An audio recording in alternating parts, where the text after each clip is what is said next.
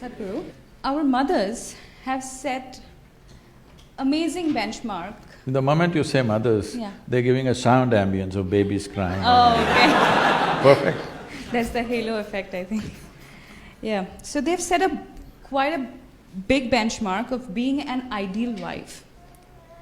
However, I, or girls of my generation, feel that we cannot be as good as wife as my mother has been, or our mothers have been.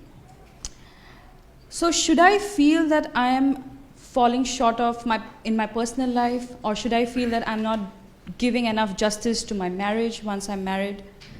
How should I feel about this?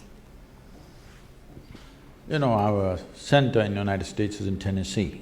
Tennessee is a little one kind of state, okay. Mary Makowski, that's not Romanian, right? Okay. Mary Makowski got married.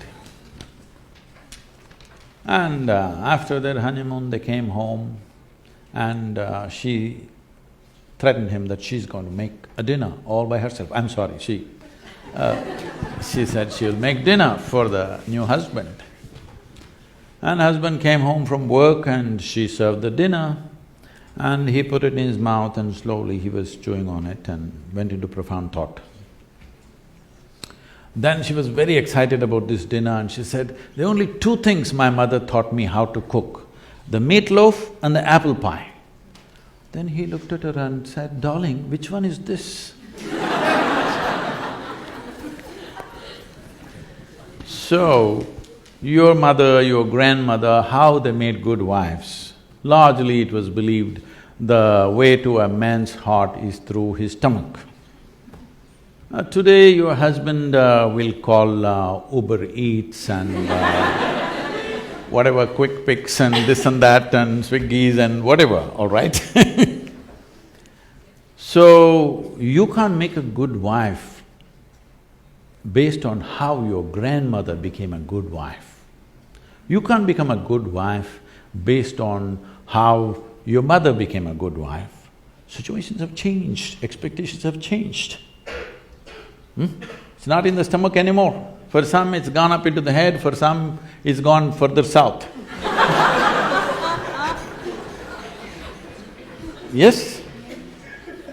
So, you don't do that. Essentially, what a husband and wife means is, because you're not geared, most people are not geared, very few people in this world are geared to make this journey of life all by themselves. They're organized enough within themselves totally.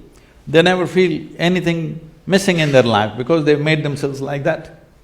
But most people need somebody else to lean on. Either emotionally, psychologically, there are needs in a human being, physical needs, psychological needs, emotional needs, maybe social needs, economic needs, variety of needs. To fulfill these needs, you want to find one person that you can depend on. Because it's very difficult even to find one person with whom you can share everything that you have, your body, mind, emotion and works. So this is the idea. Formalizing it is so that every time you get some little friction, you don't fall apart, so little tying up so that things don't fall apart very easily, all right? Nothing else. The biggest mistake humanity made was, they started saying marriages are made in heaven, that's why it's such a mess. No, it's done here. If you see, marriages are made between us and we took responsibility for who we are, we could have made it work, but the damn thing is made in heaven. Not suitable here, it's because it's alien stuff. Everything is a mess because you think it's made elsewhere by somebody else. If you understand it's made by you for your well-being, to fulfill your needs and your purposes so that you can go through this journey of life with least amount of trouble and friction, then you would handle it more responsibly, isn't it? And according to contemporary needs, not how your grandmother did her marriage. You can't do it that way because expectations and situations have completely altered themselves. So, if you hold somebody who is your friend and who is your need. You must understand. You are in this relationship because you need. Maybe the other person also needs, but that's from their side. As far as you are concerned, you made this relationship because you need it badly, isn't it? If you understand and you're always grateful for this, that somebody is fulfilling all your need, you would handle it well. You wouldn't make a misery out of it. But now you think somebody else needs you, then you'll make a mess out of it. You understand, you need it. Well, the other person also needs to understand he needs it. Now there is a cohesion.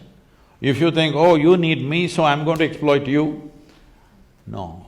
This is not about you squeezing happiness out of somebody or they squeezing happiness out of you. If two happy people meet, then there can be something wonderful happening between them. But you are a misery and you think somebody else should be the source of your happiness, well, it'll multiply